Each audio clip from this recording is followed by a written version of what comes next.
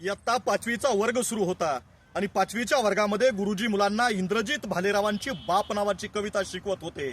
शेतामध्ये माझी खोप, तिला बोराट्याची झाप, तिथं राबतो कष्ट तो माझा शेतकरी बाप, लेतो अंगावर चिंध्या, खातो मिरची भाकर, काटा त्याच्याच का पायी, त्यानं काय केलं पाप, माझा बाप शेतकरी उभ्या जगाचा पोशिंदा, माझा बाप शेतकरी उभ्या जगाचा पोशिंदा.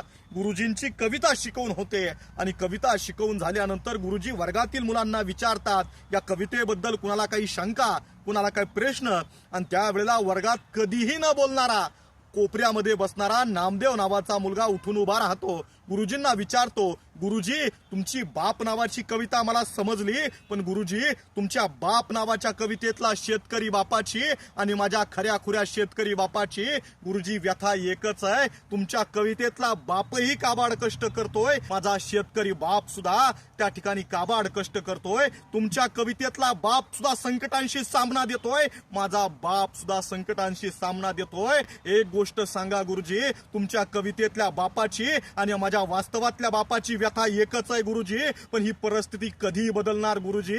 खऱ्या अर्थानं या महाराष्ट्रामध्ये शेतकऱ्याच्या वाट्याला ही तीच परिस्थिती आली आहे. हीच शेतकऱ्याची परिस्थिती कधी बदलेल हाच प्रश्न त्या नामदेव नावाच्या मुलाचा गुरुजींना होता. आणि आजही मी शेतकरी पुत्र म्हणून माझाही तोच प्रश्न इथल्या व्यवस्थेला आहे, इथल्या शासनाला आहे. आमच्या शेतकऱ्याची परिस्थिती कधी बदलणार? आमचा शेतकरी सुखानं दोन घास कधी खाणार?